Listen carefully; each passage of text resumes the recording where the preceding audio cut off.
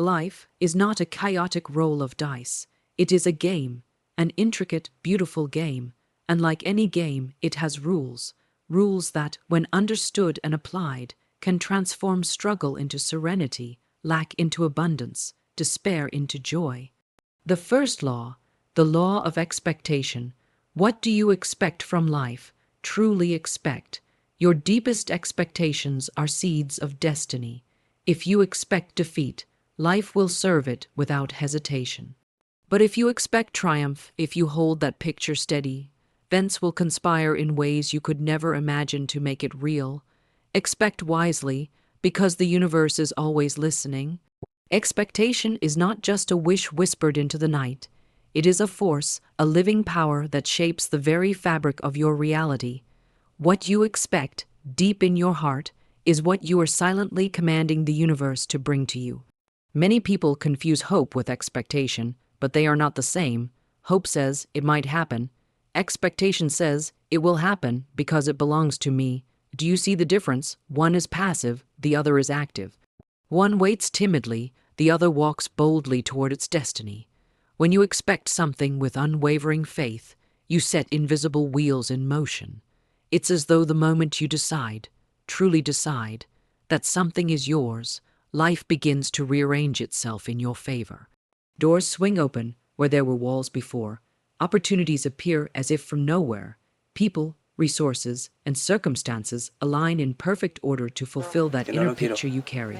And yet, so many walk through life expecting failure, disappointment, or lack. And they wonder why these things keep showing up. The answer is simple. The law does not discriminate. It delivers exactly what you expect. Good or bad, think of a magnet. A magnet does not choose what it attracts based on moral value. It simply pulls toward itself what matches its nature. Expectation works in the same way. Your consistent inner beliefs act as a magnet for matching events and experiences. If you expect struggle, you are magnetizing struggle. If you expect abundance, you are magnetizing abundance. This is why guarding your expectations is one of the most powerful spiritual disciplines you can practice. Expectation is not only mental, it's emotional.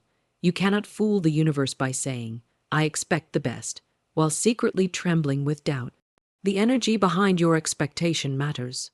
You must feel it as real, see it as complete, and act as though it is inevitable. When a gardener plants seeds, does he dig them up every morning to check if they've grown? No, he expects them to sprout in their own time, because he knows he planted the right seeds in the right soil. This same calm confidence is what fuels true expectation. Some people will tell you, "Don't get your hopes up." But why? That advice is rooted in fear, not in truth. In the game of life, it is not the one who plays cautiously who wins. It is the one who believes fully, who expects victory even before the score is in their favor. Expectation calls things into being. It's the invisible blueprint your reality is built upon. You are not begging life for your desires. You are summoning them with the authority of one who knows they already exist in the unseen. And here's the secret. Expectation works both ways. If you constantly dwell on what might go wrong, you are unknowingly placing an order for trouble. Worry is simply negative expectation in disguise. Every fearful image you replay is a request to the universe to make it real. But the moment you replace those images with visions of success, the entire direction of your life begins to shift. Practice this daily. Before you begin any task, whether it's a meeting, an interview, a project, pause for a moment and declare to yourself, "I expect the best outcome, and I receive it now." Feel it. That small act aligns your mind and spirit with the result you want. And when challenges arise, instead of collapsing into fear, say, "I expect this to work out better than I imagined." That shift in energy often turns apparent setbacks into hidden blessings. Expectation is the bridge between your present and your desired future. It's not about arrogance, it's about alignment. You are aligning with the good that is already yours, waiting for you to claim it. The law cannot fail. When you expect with faith, you are essentially writing your own prophecy, and then watching it unfold before your eyes. Words are not mere sounds carried by the air. They are seeds, each one carrying within it the power to build or to destroy. Every word you speak is an instruction to the unseen forces of life, shaping events, molding circumstances, and attracting experiences that match its vibration. People often speak carelessly, unaware that their casual statements are planting the future they will one day walk into. If you truly understood the creative power of your tongue, would you still say, "I can't, I'm unlucky," or "nothing ever works out for me"? The spoken word is like the command of a king. It goes forth and accomplishes the thing for which it was sent. Your words are orders issued to the universe. When you say, "I am healthy, I am blessed, I am guided," you are not making empty declarations. You are shaping the very conditions of your life. But when you say, "I'm so tired, I'm always broke, I'm unlucky in love," you are also shaping your life, just in the opposite direction. The law responds with perfect accuracy without judging your choice. It simply delivers what you consistently declare. Think about this. A seed planted in the ground will grow whether the gardener understands botany or not. Likewise, words spoken with feeling will manifest whether you are aware of the law or not. If you want roses, you do not plant thorns. So why plant words of fear, doubt, or limitation? Yet many people sabotage themselves daily with words that contradict the very blessings they claim to desire. They pray for prosperity and then complain about lack. They affirm health and then talk endlessly about their ailments. Can two opposing crops grow in the same soil? The answer is obvious. The most effective use of the spoken word is when it is charged with faith and emotion. Empty words, spoken without belief, carry little power, but when you speak with conviction, the vibration is amplified. The universe responds not just to the words, but to the feeling behind them. This is why it is said, "Say it until you feel it." If you begin an affirmation without much belief, repeat it over and over until it stirs something within you. That stirring is the ignition point where your words come alive. Your words also carry creative power for others.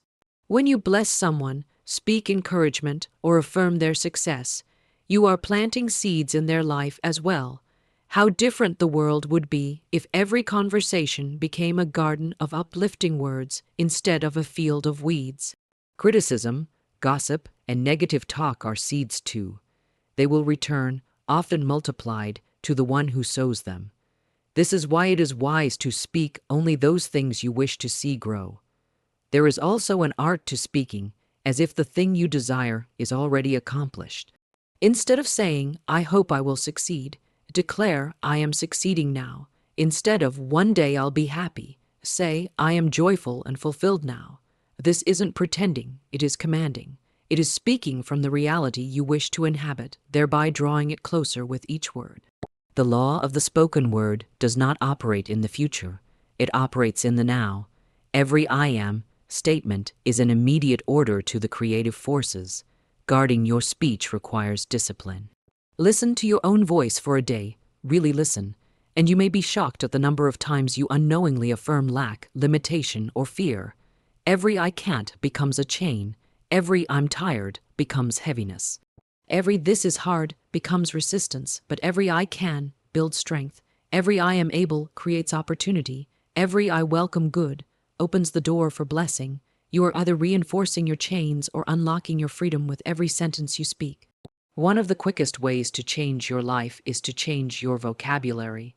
Remove the words that speak of defeat and replace them with words that speak of victory. Remove the language of scarcity and replace it with the language of abundance. This shift will not only change your external results, it will change your inner state. Your own ears hear your declarations. Your subconscious mind records them. Speak enough truth, and you will begin to believe it. Believe it strongly enough, and it will manifest without fail. Your voice is a creative instrument. Use it wisely. When you speak, you are not merely describing the world. you are constructing it. The more deliberately you choose your words, the more deliberately you choose your future. Speak life, and life will answer. Speak blessing, and blessing will find you. Speak victory, and victory will march toward you like an army that cannot be stopped. So many people exhaust themselves fighting against the very current that is meant to carry them forward. They wrestle with life, push against obstacles, and resist change, thinking this struggle makes them strong. But true strength is not found in endless resistance. It is found in knowing when to let go, when to trust, when to allow the flow to carry you exactly where you are meant to be. Non-resistance is not weakness, it is wisdom. Imagine a river. The water moves effortlessly around rocks, logs, and bends. It does not fight the stone it flows around it, yet it always reaches its destination. The river teaches us that we do not have to waste energy on every obstacle that appears. Sometimes the shortest path to victory is not through brute force, but through graceful redirection.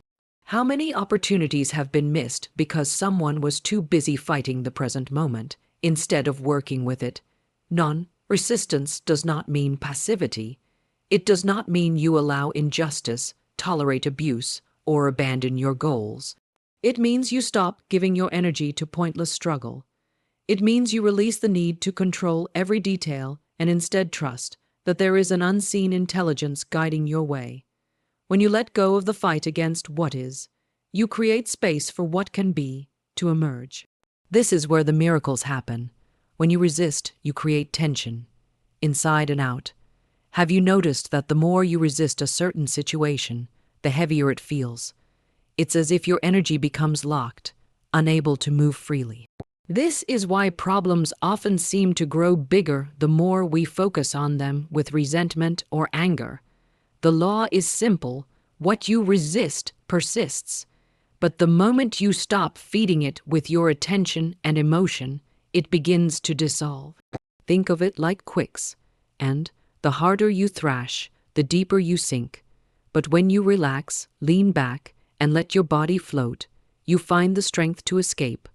Life's challenges can be the same. Resistance pulls you under, non-resistance lifts you up. Ask yourself, am I holding on to this problem out of pride, fear, or the illusion of control? What would happen if I simply let go and trusted the process? The power of non-resistance also works in relationships. How often do arguments escalate because both sides are determined to be right? A small disagreement can turn into a wall of division because neither side will yield. But when one person chooses to stop resisting, when they choose to listen, to understand, to soften, the entire atmosphere changes. That softening is not surrender to defeat, it is surrender to peace. Nature itself operates by this law. Trees bend with the wind so they do not break.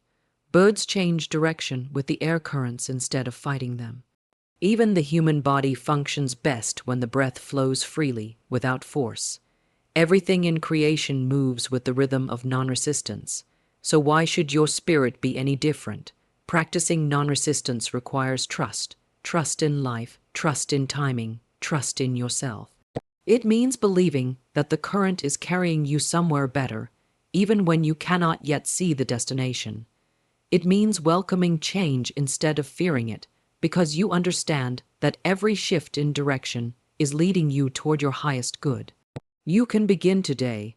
The next time you encounter a delay, instead of saying, "This is ruining everything," say, "This is making everything better in ways I can't yet see." The next time someone offends you, instead of reacting with instant defense, pause and ask, "What can I learn here?" The moment you stop resisting, you step into a higher state of awareness, one where solutions appear, ideas flow, and the impossible becomes possible.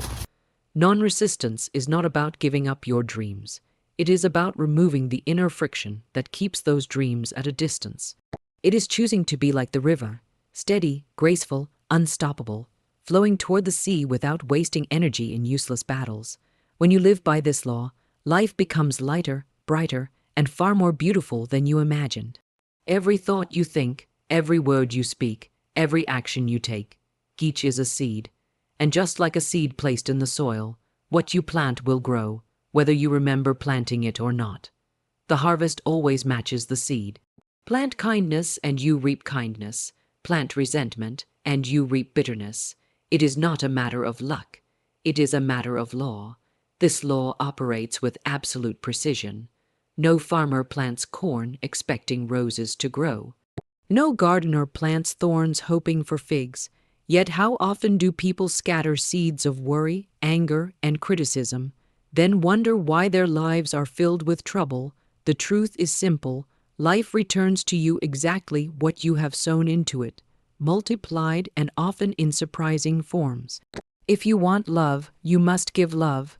If you want prosperity, you must give generously. If you want peace, you must speak peace, think peace, and act in ways that create peace. The field of your life is always fertile. It will grow whatever you choose to plant. The question is, are you sowing weeds or flowers? Weeds take little effort. They grow wild and fast. Likewise, negative thoughts and careless words spring up without discipline. But a beautiful garden requires intention. You must plant your seeds deliberately, water them with faith, and protect them from the pests of doubt and fear.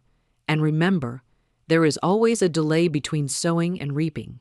The moment you plant a seed, you do not dig it up the next day to check its progress. You trust that it will grow in its own season. The same is true with your inner seeds. A kind act today may return to you months or even years later when you least expect it. A careless word may return even faster. This is why it is wise to sow with patience and to be consistent in planting good seeds, even when you do not yet see results. Some people try to cheat this law by expecting a harvest without planting anything. They want success without effort, blessings without contribution, love without giving love in return. But a farmer who refuses to plant cannot blame the field for being empty. The law cannot be tricked. If you want to change your harvest, you must change your seed. If your life feels empty in any area, it is not punishment. It is simply an invitation to plant again and to plant better. Your seeds are not only in what you do, they are in what you continually think and believe. A repeated thought held with emotion becomes a seed in the soil of your subconscious mind. If you dwell on fear, lack, or failure, those seeds will produce matching experiences. If you dwell on gratitude, abundance, and victory, those seeds will bring forth a far different harvest. The soil does not argue, it simply grows whatever you plant. This is why mental discipline is so essential. The harvest is always greater than the seed. One apple seed produces an entire tree, bearing hundreds of apples over the years. Likewise, a single generous act can return to you multiplied blessings for years to come. But this multiplication also works in reverse. A single careless act of cruelty can ripple through your life in ways you never intended. The wise gardener is mindful of every seed they plant, and here is a beautiful truth. If you have sown poorly in the past, you are not doomed to repeat the same harvest forever. You can start planting new seeds today. You can choose better words, better thoughts, better actions. Over time, the new crop will overtake the old, and your life will begin to reflect the garden you truly desire. But it requires consistency. Plant daily, water daily, protect daily. So ask yourself, what am I planting with my thoughts today? What am I planting with my words? What am I planting with my actions? The answers to these questions will tell you what you will reap tomorrow. This is not a punishment. It is a promise. The law of reaping and sowing guarantees that your life will always give back to you in the same measure and nature that you have given to it, only greater. Have you ever wondered why some people seem to walk into opportunities effortlessly, while others struggle no matter how hard they try? The answer often lies in a simple yet profound truth, the law of non-resistance. Life is like a flowing river. It moves with ease, carving its way through mountains, valleys, and plains. But what happens when you resist the current? You get exhausted, you lose direction, and you might even sink. Non-resistance is the art of aligning yourself with the flow, trusting that life is moving you exactly where you need to go.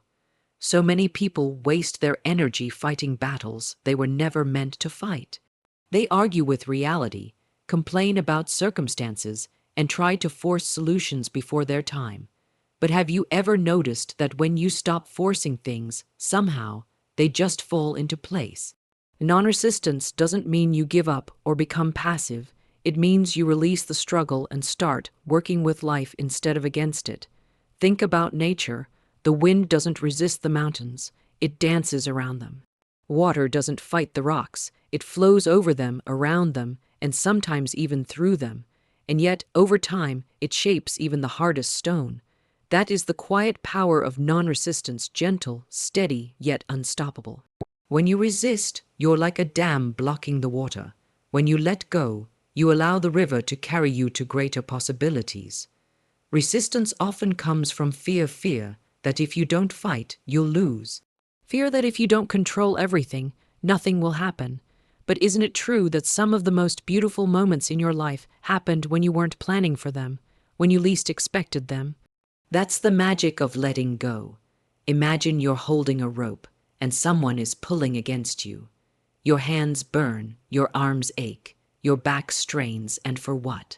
The more you pull, the more resistance you create. But if you simply let go of the rope, the tension disappears instantly. That's what happens when you stop fighting life. You free your energy, your mind, and your heart for what really matters. Non-resistance is also the secret to inner peace. How many times have you felt anxious simply because something didn't go your way? Maybe it was a delayed flight, a closed opportunity, or a broken plan. Yet, when you accepted it, truly accepted it, didn't the stress fade away? Acceptance is not weakness, it is strength under control. It's the wisdom to say, "This is not my battle, and I will not waste my power here." When you practice non-resistance, you become lighter. You stop carrying unnecessary burdens.